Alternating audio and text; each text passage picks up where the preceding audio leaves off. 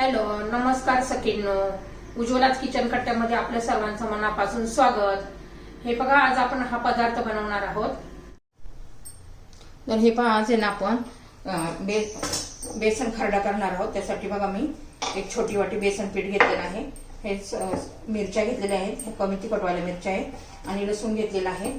तर पहा आपण काय करणार आहोत. आता पहिलं बेसन घ्यायचं. आता बेसन पिठापुरतच आपण आता इथे मीठ घालणार आहोत.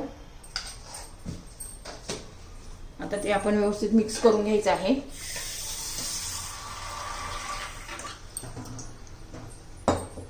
तोपर्यंत मी तवा गरम करण्यासाठी ठेवते.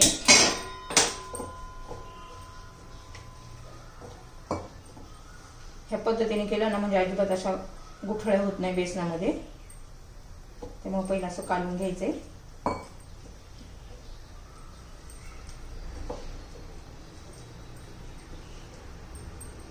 एकदम टेस्टी लागतं, भाकरी बरोबर एकदम एक नंबर लागतं हा बेसन खरडा.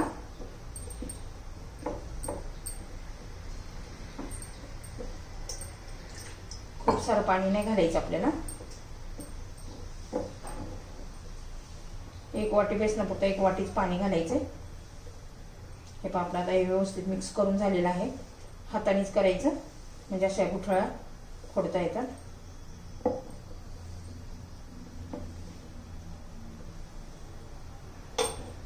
हे पहा, आता झालेलं आहे.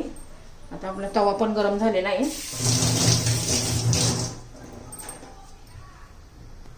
तर हे पहा, आपला तवा गरम झालेला आहे. तेल घालून घेऊया. आता तेल गरम होऊ द्यायचे.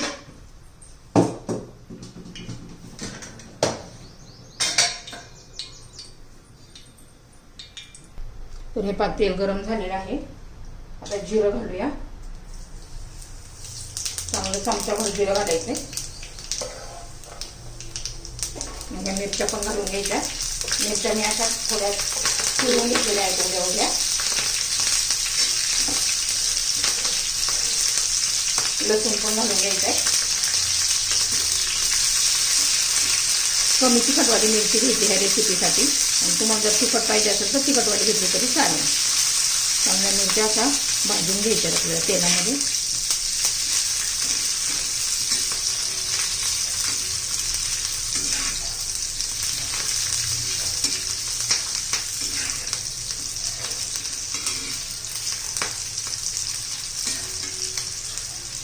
तर हे पहा, आपल्या मिरच्या पण भाजून झालेल्या आहेत. मिरच्यांपुरतं असं मीठ घालून घ्यायचंय.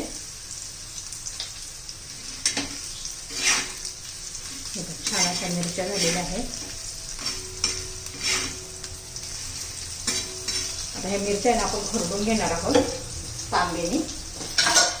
आणि आपला हा लोखंडी तवा आहे आणि तांब्याने असं खरडलं ना तर खूप छान चव लागते. तर मी असं बारीक करून घेते, खरडा करून घेते. मस्त असा खरडा खाल्ला ना तरी खूप छान लागतो.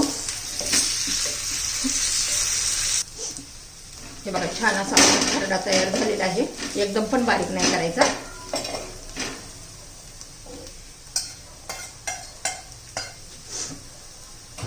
त्याच्यामध्ये ना थोडीशी हळद घालायची आपल्याला.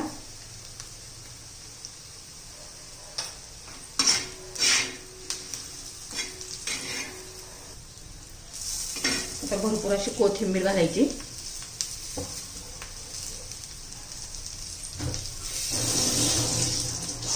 आणि ती पण अशी आपण आता खरडून घेणार आहोत म्हणजे छान अशी टेस्ट येते.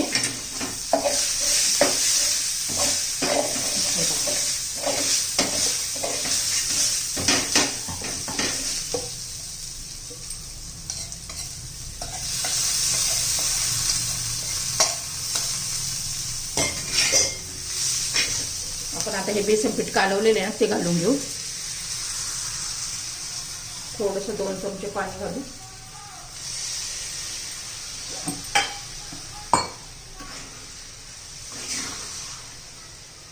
छान आता हे बेसन शिजून घ्यायचं आहे आपल्याला. मध्यम गॅसवरच करायचं आहे म्हणजे व्यवस्थित शिजलं जातं.